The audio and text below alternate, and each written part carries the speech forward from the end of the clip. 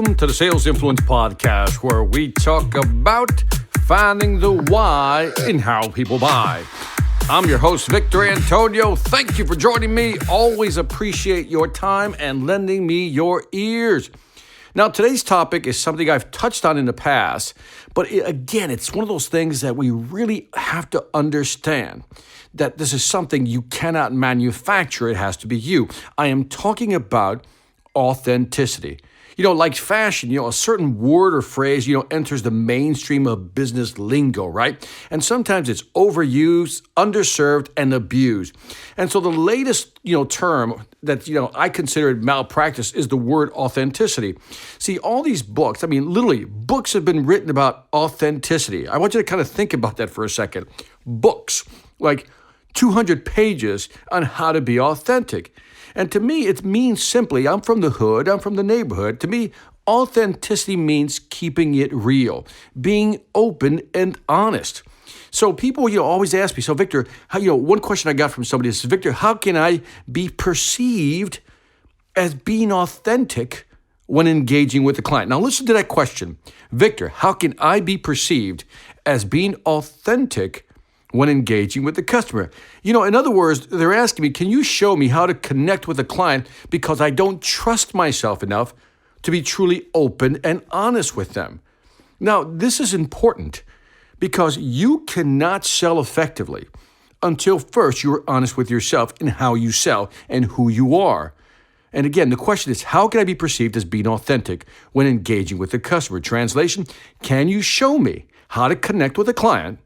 Because, this is the key phrase, I don't trust myself enough to be truly open and honest with them. This is a subtle trap.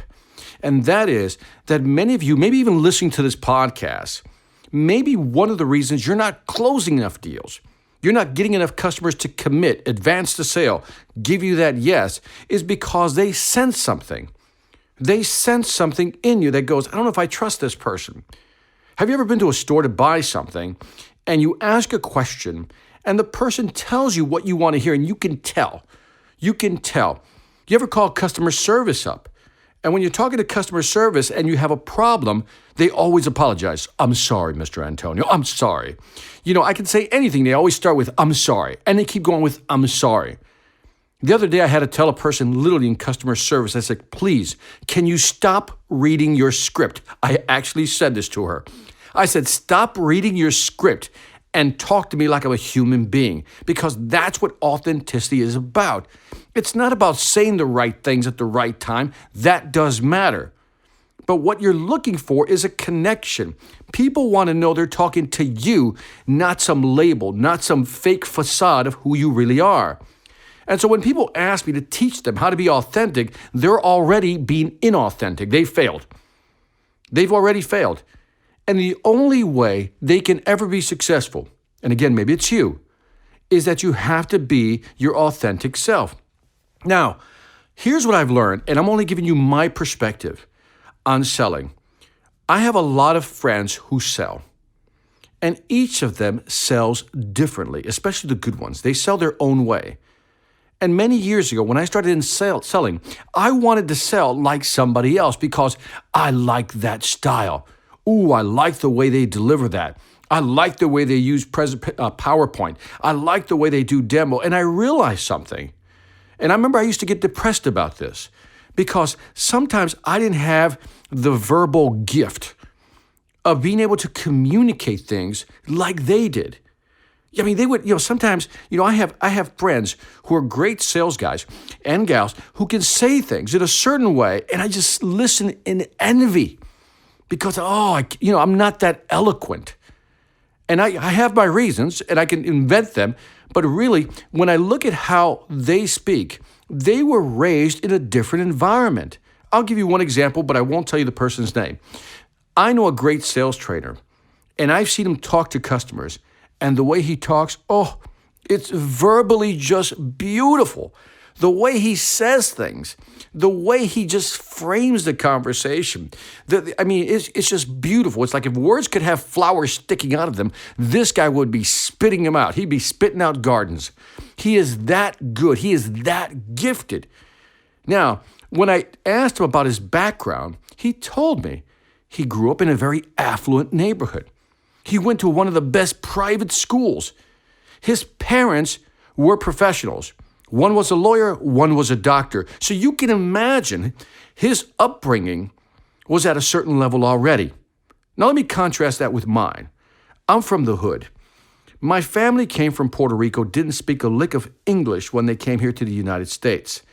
I was raised in a neighborhood where everybody was, I'll just say, economically challenged. I'll also tell you that my elementary school and my high school didn't prepare me well enough for the business world.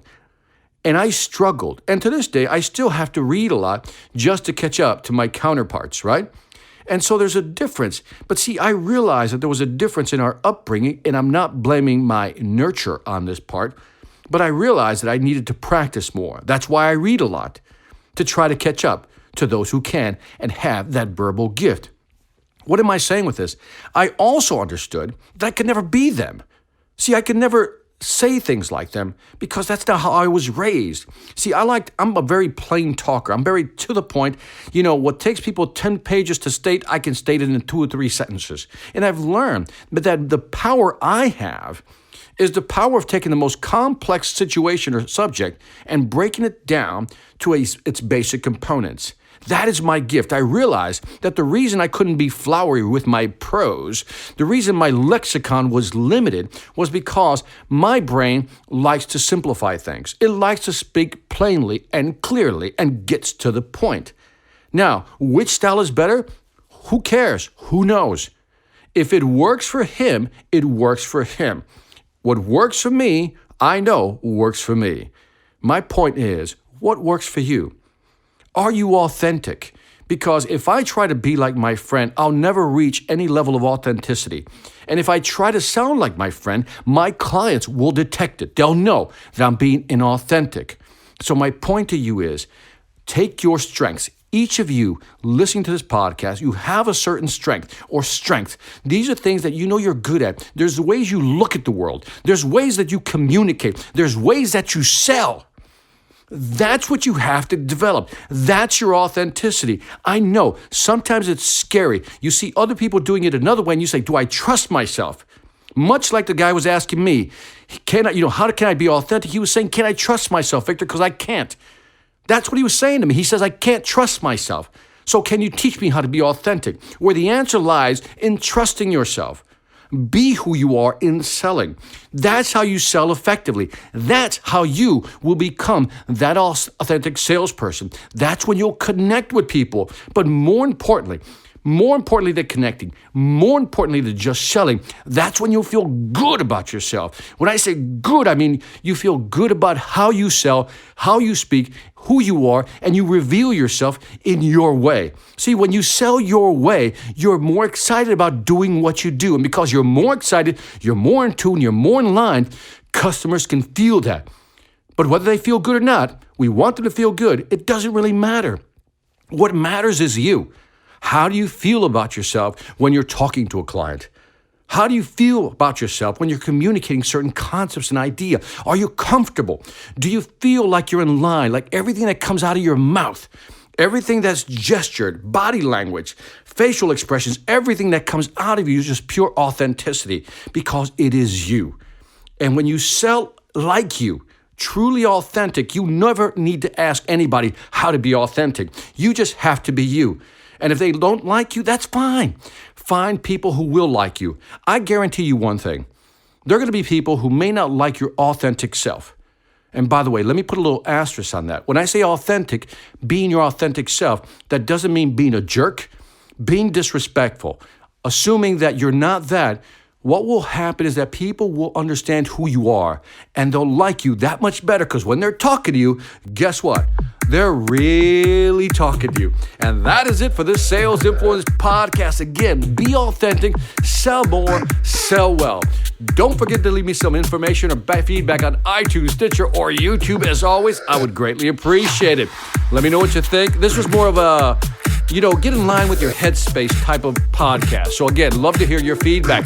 Also, if you haven't checked out the Sales Velocity Academy, why not? Go to salesvelocityacademy.com. If you're serious about increasing your sales velocity, go to the website, check it out, new programs. I am telling you, if you're struggling with selling, I got the tools to help you.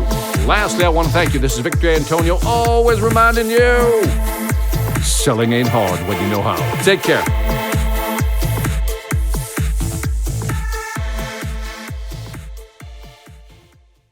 Hi, I'm Victor Antonio. I'm an author, sales trainer, and keynote speaker.